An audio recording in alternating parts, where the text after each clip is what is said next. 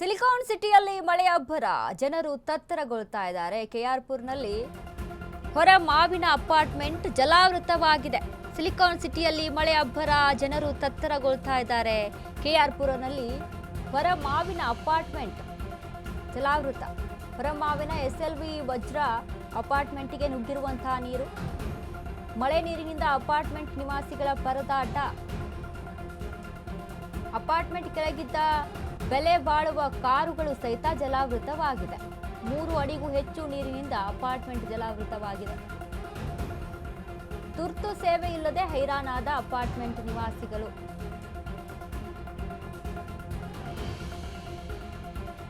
Silicon ಸಿಟಿಯಲ್ಲಿ ಬೆಂಗಳೂರಿನಲ್ಲಿ ದೊಡ್ಡ ಪ್ರಮಾಣದ ಮಳೆ ಆಯಿತು ಅಂತ ಅಂದಾಗ ಅಪಾರ್ಟ್ಮೆಂಟ್ಗಳಲ್ಲಿ ನೀರು ನುಗ್ಗುವಂಥದ್ದು, ಕೆಲವರು ಮನೆಗಳಲ್ಲೇ ನೀರು ನುಗ್ಗಿರುತ್ತೆ.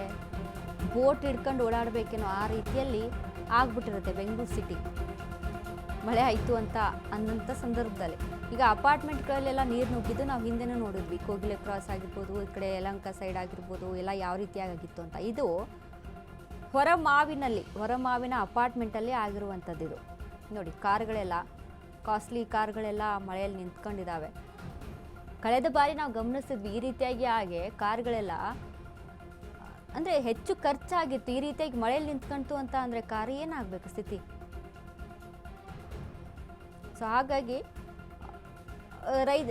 ಜನಗಳಿಗೆ ಒಂದು ರೀತಿ ಪರದಾಟ, ಅಸ್ತವ್ಯಸ್ತ ಆಗಿದೆ ಜನಜೀವನ. ಅಪಾರ್ಟ್ಮೆಂಟಲ್ಲಿ ನೀರು ಹೊರತೆಗೆ ಹಾಕುವಂಥ ವಿಚಾರಕ್ಕೆ ಸಂಬಂಧಪಟ್ಟಂತೆ ಸ್ವಲ್ಪ ಹೊತ್ತು ಲೇಟ್ ಆಗುತ್ತೆ. ಸೊ ಹಾಗಾಗಿ ಅಲ್ಲಿ ಸರಿಯಾದ ವ್ಯವಸ್ಥೆ ಇಲ್ಲದೆ ಜನ ತತ್ತರಿಸ್ತಾರೆ. ಬೆಂಗಳೂರಿನಲ್ಲಿ ಹಲವಾರು ರೋಡ್ಗಳು ನೋಡಿ ನೀವು, ಅಪಾರ್ಟ್ಮೆಂಟ್ಗಳಿಗೆ ನೀರು ನುಗ್ಗುವಂಥದ್ದು. ಅಂದರೆ ನೀರು ಎಲ್ಲಿ ಹೋಗಬೇಕು? ಡ್ರೈನೇಜ್ ಸಿಸ್ಟಮ್ ಬೇಕಲ್ವ, ಸರಿಯಾದ ರೀತಿಯಾದಂಥ ವ್ಯವಸ್ಥೆ ಬೇಕಲ್ವ, ನೀರು ಎಲ್ಲಿ ಹೋಗಬೇಕು? ಜಾಗ ಬೇಕಲ್ವ ನೀರು ಹರಿಯೋಕ್ಕೆ. ಬೆಂಗಳೂರು ಸಿಟಿಯಲ್ಲಿ ಎಲ್ಲ ನೋಡಿದ್ರು ಬಿಲ್ಡಿಂಗ್ಗಳು ತಲೆ ಎತ್ತಿ ನಿಂತಿವೆ. ಇನ್ನು ನೀರು ಎಲ್ಲಿ ಹೋಗೋದು? ಸಿಮೆಂಟ್ ರೋಡಲ್ಲಿ ನೀರೇನಾದರೂ ಹಿಂಗಕ್ಕಾಗುತ್ತಾ? ಡಾಂಬರಲ್ಲಿ ನೀರೇನಾದರೂ ಹಿಂಗಕ್ಕಾಗುತ್ತಾ? ಡ್ರೈನೇಜ್ ಸಿಸ್ಟಮ್ ಆದರೂ ಬೇಕು ಹರ್ಕೊಂಡು ಹೋಗಬೇಕು ಅಂತ ಅಂದರೆ. ಕೆಂಗೇರಿ ಮೋರಿಗೆ ಹೋಗಿ ಸೇರಬೇಕು ಅಂತಂದರೆ ಸರಿಯಾದ ವ್ಯವಸ್ಥೆ ಆದರೂ ಬೇಕು. ಏನೂ ಇಲ್ಲ, ವ್ಯವಸ್ಥೆ ಇಲ್ಲ ಅಂತ ಅಂದಾಗ ಇನ್ನು ನೀರೆಲ್ಲಿ ಹೋಗಬೇಕು? ಈ ರೀತಿಯಾಗಿ ಅಪಾರ್ಟ್ಮೆಂಟ್ಗಳಲ್ಲಿ ಮನೆಗಳಲ್ಲಿ ನುಗ್ಗುತ್ತೆ, ರೋಡಲ್ಲಿ ನದಿ ರೀತಿಯಾಗಿ ಹರಿಯುತ್ತೆ. ಪ್ರತಿ ವರ್ಷ ಯಾವುದೇ ಸರ್ಕಾರ ಬರಲಿ ಈ ಸಮಸ್ಯೆಗಂತೂ ಯಾರ ಕೈಯಿಂದ ಕೂಡ ಮುಕ್ತಾಯ ಕೊಡೋಕ್ಕೆ ಆಗದೇ ಇಲ್ಲ. ಈ ಸಮಸ್ಯೆಗೆ ನಿರಂತರವಾಗಿರುತ್ತೆ. ಇನ್ನೂ 10 ವರ್ಷ ಅಲ್ಲ, ಇನ್ನೂ 20-30 ವರ್ಷ ಹೋದರೂ ಇದೇ ಸಮಸ್ಯೆ ಇರುತ್ತೆ ಬೆಂಗಳೂರಿನಲ್ಲಿ. ಏನೇ ಬ್ರ್ಯಾಂಡ್ ಬೆಂಗಳೂರು ಮಾಡ್ತೀನಿ ನಾನು, ಏನೇ ಗುಂಡಿಗಳನ್ನ ಮುಚ್ತೀನಿ. ಗುಂಡಿಗಳು ಮುಚ್ಚೋದಿದೆ, ಡ್ರೈನೇಜ್ ಸಿಸ್ಟಮ್ ಮಾಡಿಕೊಡಿ ಸರಿಯಾದ ರೀತಿಯಲ್ಲಿ. ಇಂಥ ಸಂದರ್ಭದಲ್ಲಿ ಏನು ಮಾಡೋದು? ಆಯ್ತಪ್ಪ, 3 ತಿಂಗಳು ಚಳಿಗಾಲ ಇರುತ್ತೆ, 3 ತಿಂಗಳು ಬೇಸಿಗೆಗಾಲ ಇರುತ್ತೆ, ಮಳೆಗಾಲದಲ್ಲಿ ಏನು ಮಾಡೋದು? ಈ ರೀತಿಯಾಗಿ ಓಡಾಟವನ್ನು ನಡೆಸಬೇಕಾ?